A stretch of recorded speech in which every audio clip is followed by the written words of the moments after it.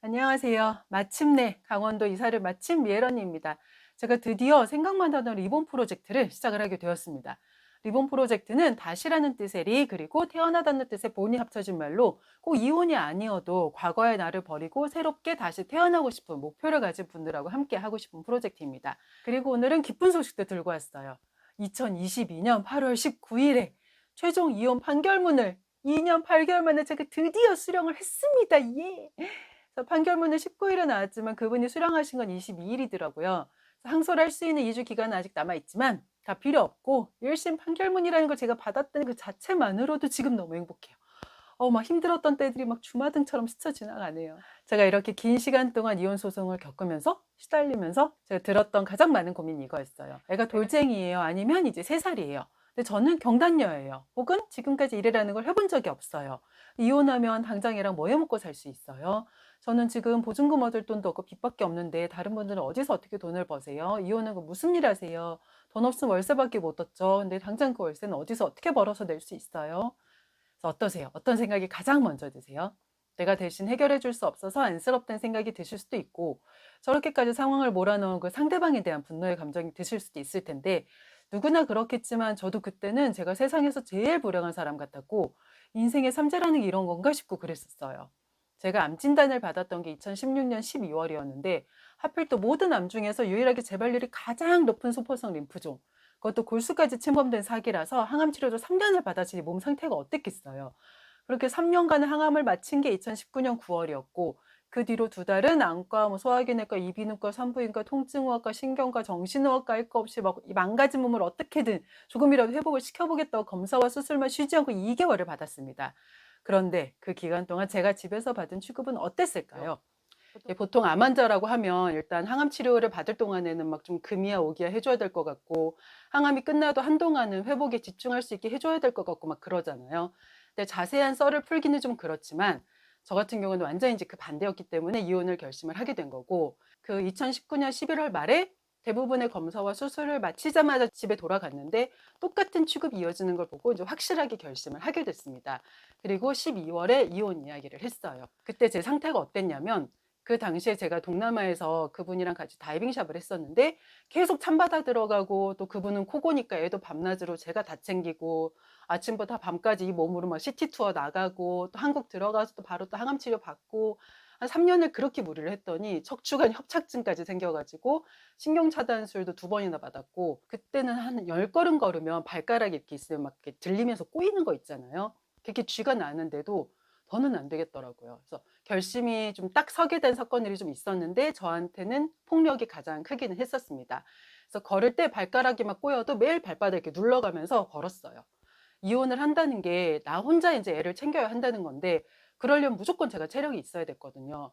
근데 그때는 계단도 한 번에 못 올라가서 난간이 있으면 이제 그거만 의지해가지고 그 무게로 막 이렇게 제 몸뚱이를 올리고 이렇게 올라가고 내려가고 그랬으니까 얼마나 마음이 급했겠어요. 하루라도 막 빨리 도망을 치고 싶은데 몸은 막 되돌아오질 않고 그리고 이렇게 정신적, 육체적인 문제뿐만이 아니라 사실 돈도 문제였습니다. 그분은 이제 자기 신용으로는 아무것도 안 했거든요. 그러니까 제가 2달간 수술 때문에 한국에 가 있었다고 했잖아요. 그때 저희 월 매출이 한 달에 한 1,500만 원 정도 됐었는데 수술을 받고 돌아오니까 2달 동안 강사님 월급이나 직원들 급여나 하다못해 뭐 샵이나 집 월세, 뭐 공과금 이런 걸 다 하나도 내지 않았는데도 돈이 얼마 있었댔더라? 200불? 뭐 300불?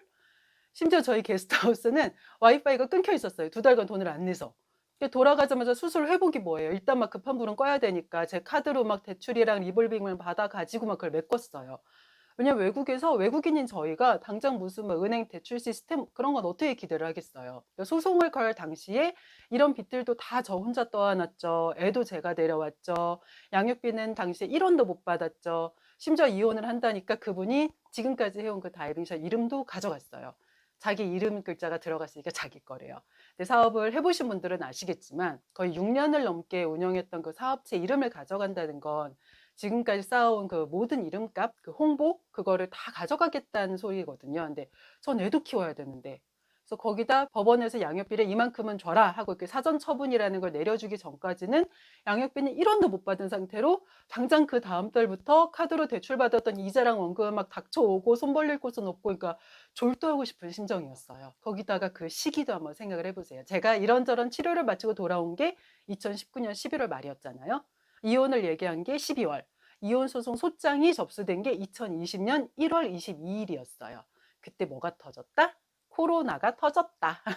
그러니까 밑바닥부터 시작을 하고 어쩌고를 할 수조차 없게 코로나가 터지고 세부 전체가 막 봉쇄가 되고 현관문 밖으로는 한 발자국도 못 나가고 그러고 있다가 2020년 5월 말에 한국을 다시 들어왔어요.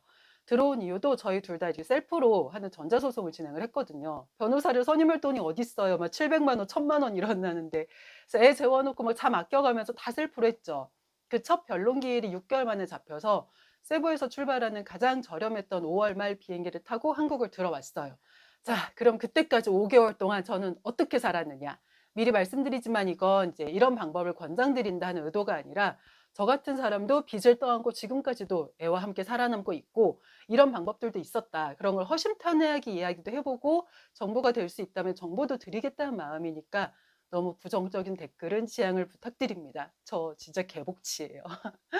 여튼 그때 저희 소속 강사님도 그만두지 않으신 상태셨고 제 입주 베이비시터도 아직 자르지 않은 상태여서 강사님한테 샵을 맡기고 시터한테 애를 맡기고 혼자 잠깐 한국에 들어와가지고 저희 다이빙샵을 담보로 소상공인 대출을 받았습니다.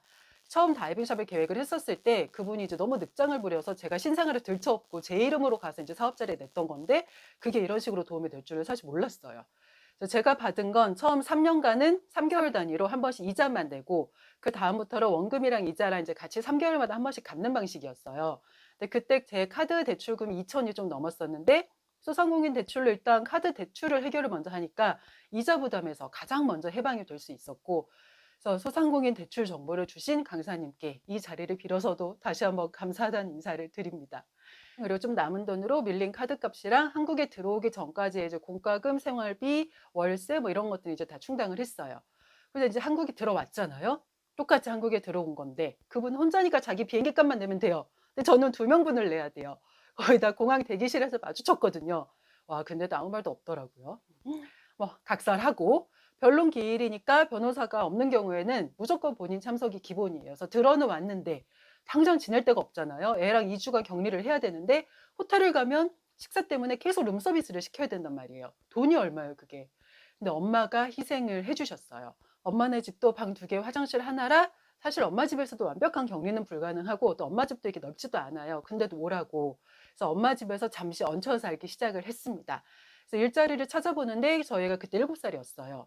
유치원은 4시 반에 하원을 한다지만 내년에 초등학생이 되면 돌봄에 뽑히지 못하면 12시 때에 끝난다는 거예요. 근데 코로나 첫 해에 2013년생이었던 1학년생들이 다 100% 온라인 수업만 했잖아요. 그럼 저희 애도 그러지 않으리라는 보장이 없는 거예요. 그래서 일단 취업 성공 패키지를 알아봤는데 복지 대상자면 자기 부담금이 없대요. 근데 그때 저는 수입은 영원에 소상공인 대출만 냈던 사람이었잖아요. 그래서 당장 주민센터로 달려갔죠. 여기서 중요한 점은 복지는 내가 알아서 찾아내서 나 되는 거 뭐 있냐? 그거 말고 뭐 없냐? 이러면서 복지팀이 계속 물어보면서 찾아내야 돼요. 내가 지금 이렇게 상황이 안 좋아요. 이렇게 힘들어요. 아무리 주변에 말해봤자 그 사람들은 복지팀 직원이 아니에요. 그러니까 무조건 가서 물어봐야 돼요. 그래서 아무것도 해당이 안 될 수도 있지만 될 확률이 더 높아요. 하나라도. 그러니까 일단 집 밖을 나가셔야 됩니다. 저 같은 경우는 그때 암 환자 산정특례 5년이 아직 안 끝난 상태였고 수입은 없었지만 이혼이 안 된 상태였잖아요. 근데 그분이 물려받은 땅이 있다고 재산이 있다는 이유로 다른 복지는 아무것도 안 됐어요. 해당이 안 된대요. 이혼이 안 끝났으니까 한부모 혜택도 아무것도 못 받아요. 근데 그래도 암 환자 산정특례 기간이 남아 있어서 그걸로 차상위 의료비 본인 부담 경감 대상자가 됐고 또 전기세, 가스비, 통신비 할인 대상자에도 해당이 됐고 근데 그 의료비 경감이 얼마나 꿀이냐면 제 병원비 중에 급여는 0원이에요. 편도암에 걸려서 이비인후과 가서 항생제 주사 맞고 약 처방받고 그래도 병원비 0원, 약값 0원. 저희 애도 제 밑에 들어와 있잖아요. 소아과 가면 병원비 1,000원, 약값 500원. 전에 서울대 응급실 가서 한 60만 원 정도 나온 적이 있었는데 실제 낸 돈은 한 8만 5천 원? 그래서 아시잖아요. 애 키우면서 병원비가 적게 든다는 게 얼마나 도움이 되는 건지. 그 차상위가 된 거라서 취업성공 패키지를 등록을 했을 때 저는 교통비만 들었어요. 그때만 해도 이혼까지 오게 된 그 과정이라든지 여러 가지가 너무 억울하고 그래서 '이걸 꼭 만화로 내가 그려야겠다. 인스타나 어디에도 올리고 싶다.' 그래서 인제 추성패로 만화를 배웠는데 저는 기초 지식이나 실력이 전혀 없는 상태이기도 했고 나이가 이제 40 대니까 제가 제 그림을 그리지 않는 이상은 취업을 할 수가 없더라고요. 그러니까 새로운 배움은 있었지만 당장 수입과는 관계가 없는 교육을 4 달이나 받으면서 시간을 허비한 거죠. 그럼 그때는 또 무슨 돈으로 살았냐? 저는 애가 받은 세뱃돈, 용돈 이런 걸 한 푼도 안 빼놓고 다 저금을 해 뒀거든요. 그래서 그걸 빼서 썼어요. 대신에 핸드폰 메모장에 다 적어 뒀습니다. 아무리 비상 상황이라고는 해도 제 돈이 아니라 아이 돈이잖아요. 그래서 '이건 내가 다시 돈을 벌면 애한테 다시 갚을 돈이다.' 그래서 그때마다 목록을 다 적어 뒀어요. 근데 문제는 추성패를 이제 성실하게 마치면 그래도 뭐가 됐든 돈을 벌 수 있는 방법이 하나라도 더 생겨날 거라는 기대를 하고 교육을 신청한 거였는데 막상 그 긴 교육을 마치고 저한테 남은 건 지금 내 나이에는 새로운 무언가를 배운다고 해서 취업을 할 수 있는 것도 아니고 이렇게 어린애를 키우면서 다닐 수 있는 회사라는 곳은 한 군데도 없구나. 왜냐하면 엄마도 잠시 신세를 지는 것까지는 가능하셨지만 계속 함께 사는 거는 엄마도 사정이 있어서 안 됐거든요. 엄마 집에서 나온 말 그대로 저 말고는 이제 비상시에 애를 맡길 수 있는 사람도 한 명도 없는 거예요. 거기다 집도 문제였어요. 5월 말에 들어와서 6월은 자가격리랑 애 유치원 알아보고 그런다고 날아가고 7월은 복지 알아보고 추성패 등록하고 또 교육이 제가 원한다고 내일부터 바로 시작하는 게 아니잖아요. 그렇게 날아가고 또 8월부터 12월까지 4개월은 교육받는다고 또 근데 교육받는 기간에는 어느 정도 이상 근무를 한다거나 돈을 벌면 안 돼요. 그럴 기회가 쉽게 생기지도 않고. 그래서 저는 1년간 뭔가 정말 열심히 하고 애도 키우고 막 성실하게 막 했는데 결론적으로 1년 내내 돈을 까먹기만 한 거예요. 그러니까 자괴감이 엄청나더라고요. 허송세월하고 있는 것 같고 막 자꾸 정답이 아닌 길로만 가는 것 같고 근데 그 와중에 그분은 또 읽지도 않고 자꾸 답변서를 보내요. 그럼 또 그 말도 안 되는 소설을 읽으면서 하나하나 반박문을 작성하고 또 증거를 막 또 찾아서 제출하고 그러면 제 시간이 그 허공이 막 흩어지는 것만 같았어요. 생각을 했죠. '선택과 집중을 해야 된다.' 일단 지금 나한테 중요한 건 당장 내년에 초등학생이 될 애랑 살 집을 찾는 것과 돈을 버는 일이다. 그래서 애가 학교에 가 있는 시간 동안에 내가 할 수 있는 일을 먼저 찾고 집은 면목이 없지만 엄마한테 부탁해서 돈 빌릴 구석을 찾아보자. 그래서 염치불구하고 엄마에게 고개를 숙였더니 엄마가 또 정말 여기저기에 또 고개를 숙여 가시면서 엄마가 모아두셨던 돈까지 해서 총 8천만 원을 빌려주셨어요. 당연히 공짜는 아니고 3% 이율. 그래서 3%면 매달 이자가 17만 5천 원씩이었는데 한 달도 빠지지 않고 엄마에게 보내고 있습니다. 은행한테 빌리든 개인한테 빌리든 돈으로는 절대 얼굴을 붉히는 일은 만들지 않겠다는 게 제 돈에 대한 철학이에요. 제가 할 수 있는 일, 하고 싶은 일, 뭐 재택으로 가능한 일도 이런 걸 이제 한번 싹 적어 봤어요. 잡코리아랑 알버문 뒤지니까 많이 나오더라고요. 그래서 거기서 속어법으로 하나씩 지워 갔습니다. 애가 학교에서 일찍 끝나니까 일반 회사는 일단 다 불가능하고 재택으로 할 수 있는 것도 블로그 글 써주기 이런 건데 이것도 해 봤거든요. 근데 내 글이 아니라 남의 글을 써 주는 거니까 일단 진도가 잘 안 나가고 집중해서 쓸 만한 시간이 일단 잘 안 나고 무엇보다 들이는 시간에 비해서 벌이가 너무 적었어요. 좀 하다가 말았습니다. 그래서 그렇게 하나씩 하나씩 지워 나갔더니 남는 게 학습지 교사랑 보험 설계사. 당연히 저도 선입견이라는 게 있었던 평범한 사람이었던지라 학습지 교사를 더 먼저 알아봤죠. 근데 학습지라는 게 애들이 학교에서 돌아와야 시작을 하잖아요. 문제는 저희 애도 그 애들이랑 똑같은 시간에 끝나기 때문에 제 애를 챙겨야 될 시간에 다른 집 애들을 챙기러 간다는 게 아예 불가능한 거예요. 왜냐하면 제 애를 봐줄 사람이 없으니까. 그 남은 게 보험 설계사 딱 하나였어요. 근데 이혼 카페 가보면 불륜 때문에 보험 설계사 욕하는 글들이 엄청 많아요. 막 드세다, 강압적이다, 강요한다, 불편하다, 뭐 이런 부정적인 인식들까지 해가지고 막 장난이 아닌데도 했습니다. 왜? 남은 게 그거 하나뿐이니까. 소상공인 대출 이자도 3개월에 한 번씩이라고 해도 그 기한이 돌아오지 않는 것도 아니고 엄마가 빌려주신 전세자금 이자도 매달 드려야 되고 학교도 다녀야 되고 생활비, 방과 후, 간식비, 공과금, 통신비, 보험비, 이 고정비라는 건 제가 노력한다고 해서 줄어드는 게 아니거든요. 그래서 누가 뭐라든 하겠다. 이렇게 마음을 먹고 보니까 그제서 이제 다른 게 눈에 들어오더라고요. 분류는 그냥 그 인간이 문제인 것이지 직업이 문제가 아니라는 거였어요. 상간자 소송을 하시는 분들을 보면 상대방 직업이 얼마나 다양한지 모르실 거예요. 공무원, 학교 직원, 중학교 선생님, 어린이집 선생님, 자영업자, 전업주부, 회사 팀장급, 간부급, 인턴 사원 뭐 끝도 없어요. 세상엔 부지런한 분들이 참 많으시더라고요. 그래서 여튼 그래서 저는 일단 보험 설계사를 시작을 했습니다. 또 제가 입사할 때 운이 좋았던 게 강남 사업부는 말 그대로 강남 있잖아요. 부자 지점이죠. 그래서 1년에 2번 입사를 하면 가전제품을 주는 이벤트를 하는데 제가 딱 그 2번째 달에 걸린 거예요. 그래서 그때 현금 대신 12인용 LG 식기세척기를 받고 지금까지도 잘 쓰고 있습니다. 식기세척기는 제가 혼자 애를 키우면서 집안일을 소모하는 시간을 확실하게 줄여주니까 저한테는 정말 이득이었어요. 그래도 고민은 남았죠. 아마 다 똑같은 고민이실 텐데 아는 사람이 없다. 특히 저는 이제 7년을 해외 나가 살다 왔죠. 그전에도 육아휴직 기간이랑 여기 와서 허비한 1년이나 합치면 한 10년의 시간이 붕 떠 있어요. 거기다 저 개인적으로 지인 영업은 싫었거든요.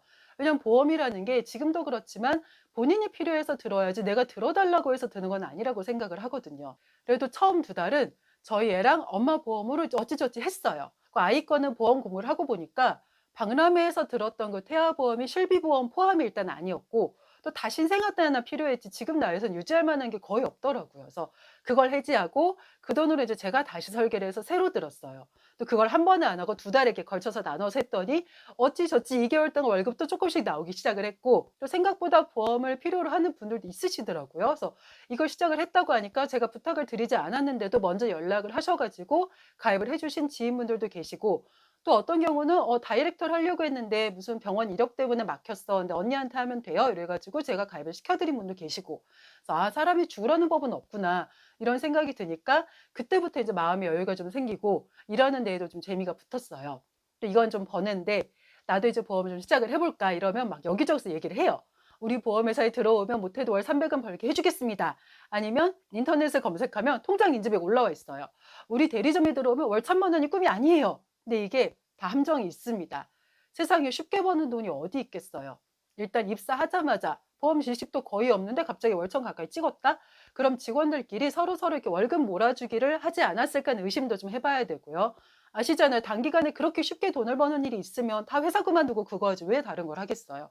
근데 사람 마음이 상황이 급하고 막 쫓기고 이러면 그 생각이 안 들어요. 당장 막 큰돈이 들어오면 좋겠거든요. 그러니까 이렇게 일을 찾을 때 수익 인증 같은 걸 때 현혹되지 않게 나를 계속 다잡아가면서 정보를 찾는 일이 정말 중요한 것 같아요. 그 보험사마다 우리 회사 오면은 월에 최소 300은 벌게 해줄게 하는 게 쭉 그렇게 해준다는 그 평생의 약속이 아니라는 점도 미리 알고 시작을 하셔야 합니다. 매달 그렇게 벌 수 있으면 왜 나의 보험 담당자는 그렇게 자주 바뀌었을까요? 그래서 어떤 일을 하시든 가장 중요한 건 조급해하면 안 된다. 저 같은 경우는 그때 문의를 하셨던 분이 1년 있다가 가입하신 분도 계셨어요. 그래서 그래도 설계사 일을 시작을 하니까 급여가 들어온다는 점은 너무 감사했는데 한 가지 아쉬운 점이 있었다면 바로 안정성이었습니다. 매달 이번 달은 얼마나 벌 수 있지만 그 고민해서 자유롭지가 못했어요. 또 항상 좋은 일만 있지 않았는데 이건 이제 2부에서 말씀드리겠습니다. 2부에서 만나요.